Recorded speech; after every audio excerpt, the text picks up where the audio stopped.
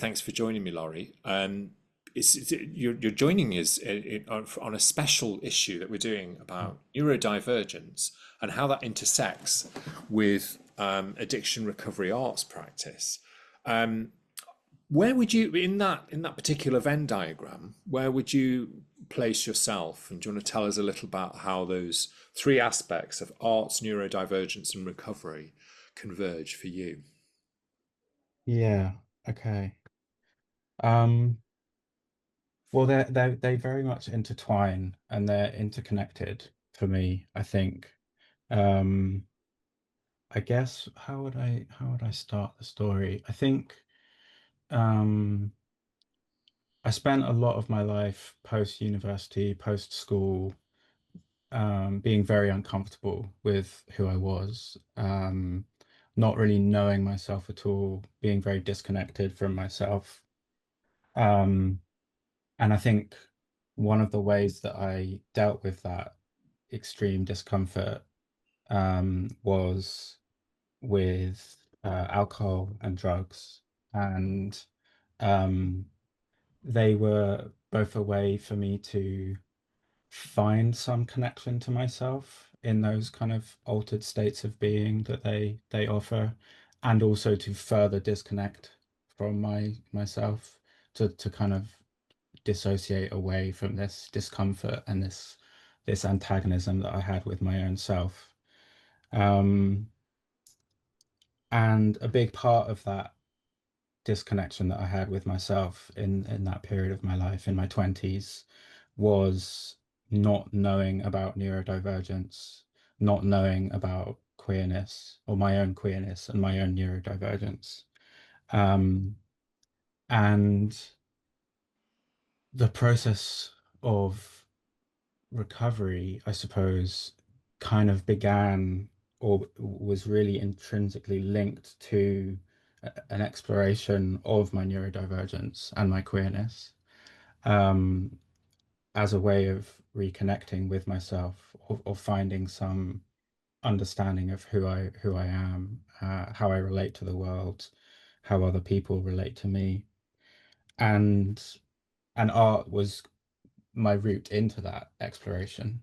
It was through the work of other queer, trans, and neurodivergent artists that I began to recognize those parts of myself. Um, and I guess maybe even believe that living without this kind of layer of substance use, of like state and consciousness altering imbibing of these external things, that could be possible, and that like that people had been through similar experiences, made art about it, made work about it, um, and kind of regained that sense of connection or created a sense of connection with themselves that I was kind of like desperately seeking, but also trying to avoid at the same time. Um, so So it was through this exploration of neurodivergence and queerness, that recovery became possible, for me, or became a kind of way that I approached my relationship to alcohol and drugs. And art was the kind of the vector for that exploration. Tell us about your arts practice, like your journey on that. Mm, Yeah. mm. Yeah, okay. So um during this period of my life when I was kind of deeply depressed and anxious and and in this state of disconnection, I was working an office job most of the time, and I would take time during the day to interact with art. So I used to work on the South Bank in London, and I used to go to the Tate Modern on lunch breaks, for example. Um, and it was through this kind of um, seeing other people's art inspired me to start making things myself. So whilst working, I would I would make collages, especially was a really big thing for me. I would also kind of like mess around with casting things. So I would like I filled up like a shoe with some plaster of Paris, for example, and just kind of was like curious about making shapes. I made this concrete thing um from a kind of like yeah, I created this form and made this concrete this plinth type thing. Um and this was all like I would often get into a state of like almost manic creativity when I was doing these things. It was like in partly induced by the depression and anxiety and fear that I felt, and also this and also substances. Like I would get drunk and I would make things, for example. Um, and and that was kind of like a thing on the side. And then at some point I could no longer work and I had to leave my job and um I was in this state of doing some voluntary work and making things on the side and not really thinking of myself as an artist at all. And it got to the point where I started to realize that art was like what I wanted to do and that there was this creative force inside me or creative energy inside me that needed expression. Um, or that I just needed to express, I think, in general. And I think it was in maybe 2021 perhaps that I kind of made a statement to myself that I am an artist and this is like what I do with my life. Um, and at that point, like I hadn't done any arts education really. It was all like self-taught and experiential. And over time, my practice has evolved to be quite specifically about relationship. So I think of myself now as an artist that works primarily in the medium of relationship.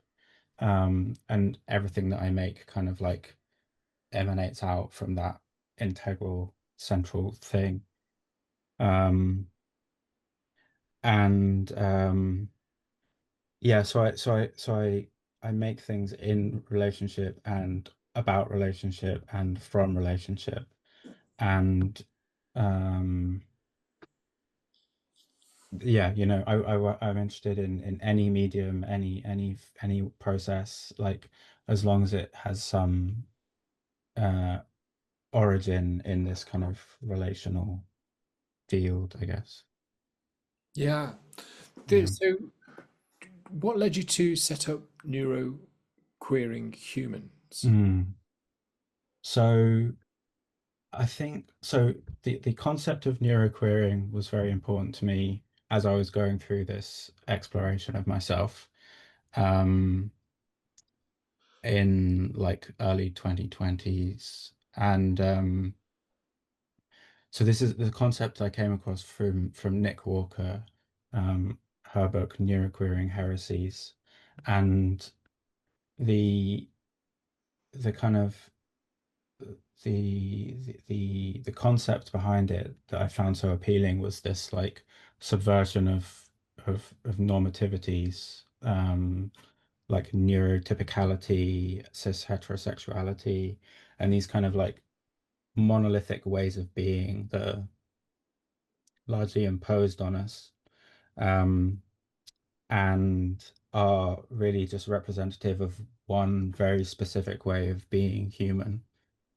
And I've been kind of convinced for a long time that there are kind of myriad or almost infinite ways of being human that are all equally as valid, equally as legitimate, and equally as valuable.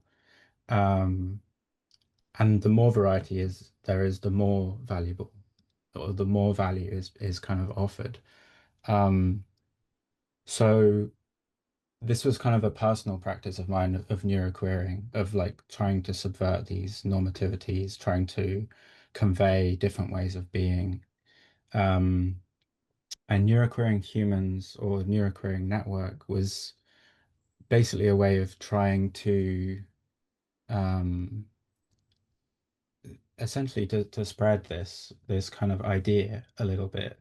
particularly within the kind of like the art world, or like maybe the slight fringes of the art world, as it were,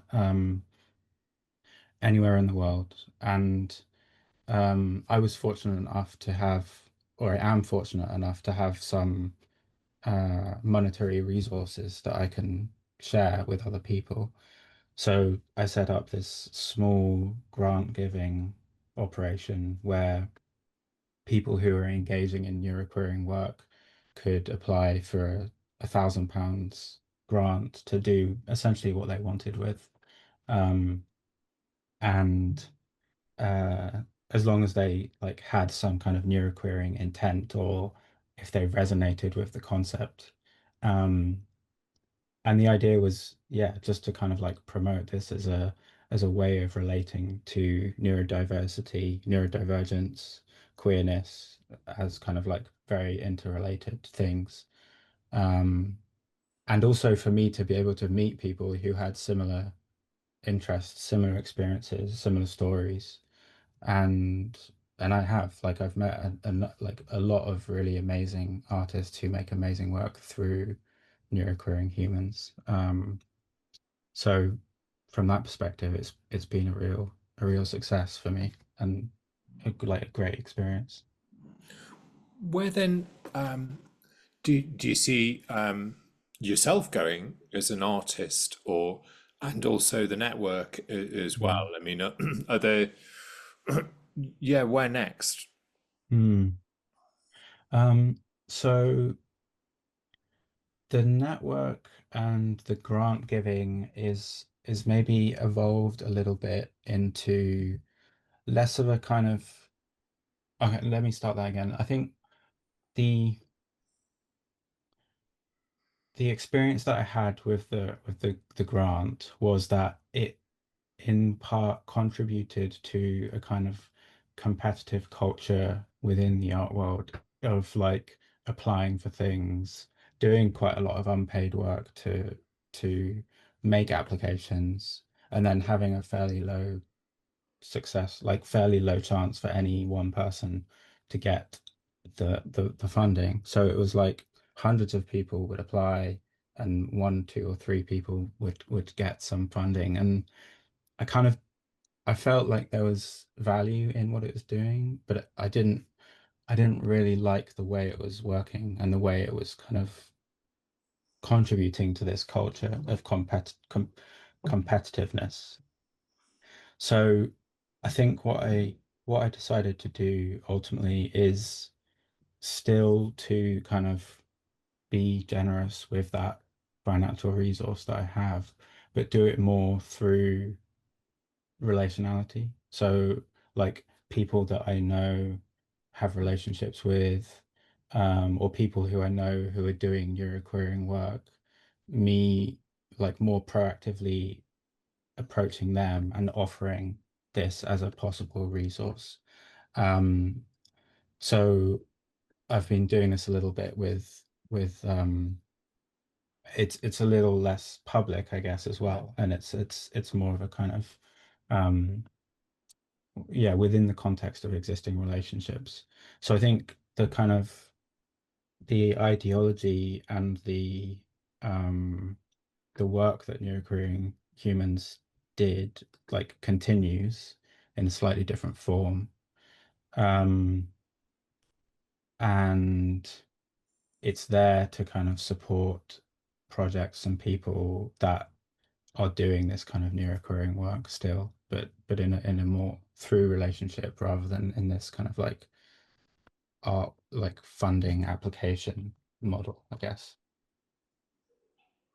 And I think for me, I'm interested in expanding kind of beyond the concept of neuroquerying almost. Like I think neuroquerying is very useful as this way of thinking about neurodivergent and queer relationships to the norm.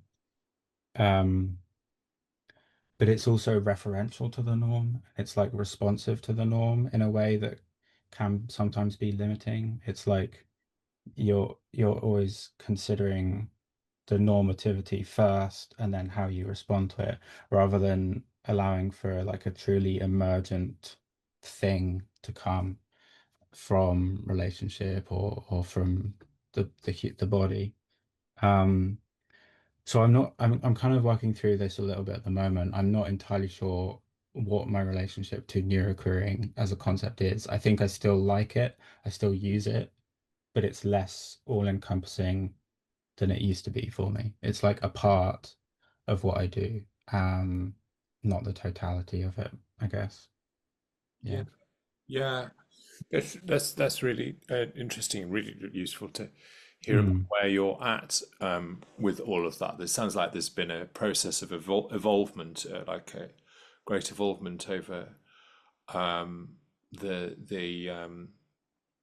the network that you've created there, and how that's. I suppose it also becomes quite unmanageable, doesn't it? Because yeah, I'm not surprised to hear that you had 1,000, 100 applicants for a few. I think that's yeah. commonplace, isn't it? But I suppose the good out of that is that then you did become you meet all of these people and artists that you wouldn't have otherwise known for. I mean, because obviously everything that you were doing was online, wasn't it? Mm, So yeah. whereabouts were people coming from? And I know in relation to performing recovery as well. I mean, were you coming Mm. across? Was it a common thing that people were in recovery themselves, or at all? Was that something that you'd noticed? Um, that's interesting. Yeah. So people were coming to neuroqueering humans from all around the world. Like I think, yeah, like many countries, Europe, Asia, and the Americas. And so that was really beautiful to me to see that there was this kind of like this this a kind of shared sensibility across the world, like regardless of these artificial borders that separate us. Um, and recovery, it was less, it wasn't explicitly mentioned often in interactions that I had with people when it was like the grant application format, but it is a conversation that I've had again and again with people since, like in the relationships that have formed um from that. Mm. So there's definitely a theme of recovery amongst the kind of neuroqueer artists population that I've interacted with. Um, and if not, like not everyone expresses it as recovery. There's something in like a relationship with um like state or consciousness altering experiences, which like including things like alcohol and drugs and so on. So I think there's something, I guess it's kind of interesting, like I find this often with neurodivergence. It's like there's a there's a shared experience of seeking to um maybe just seeking something different from the kind of the way that you're living as a like maybe as a masked neurodivergent queer in the closet. Like there's a there's a discomfort in that experience that seems to draw people to just trying to find a way out of that, or trying to find a distraction, or trying to find something different, like a different way of feeling, a different way of being. Um, and I think that